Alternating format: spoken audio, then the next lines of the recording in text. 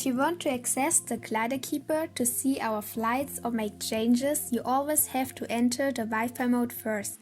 Today I show you ways to get into this mode and if this can also happen unintentionally during a flight in the air. To summarize, there are 3 different starting positions to get into Wi-Fi mode.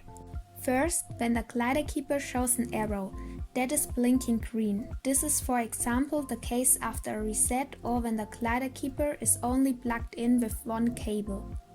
Second possibility, right after landing. Depending on what you have set in logging settings, it can either blink green or it does not light at all. In these 2 possibilities, hold the GliderKeeper vertically for 3 seconds. Does it glow blue and it is in Wi-Fi mode.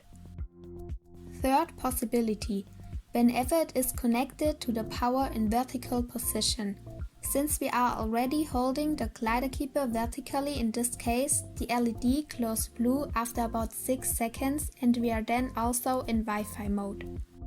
I have already described this further procedure in the video GliderKeeper #3. Now you know the starting position for the GliderKeeper to enter Wi-Fi mode on the ground. But what happens to the GliderKeeper when it is vertical for 3 seconds in a flight, for example in a dive, either when it is recording normally or after a reset in the air, caused for example by a short power glitch? Would it unintentionally enter Wi-Fi mode, thus the flight is not continue to record and then it also does not show the correct flight time or even nothing? No, this is not possible.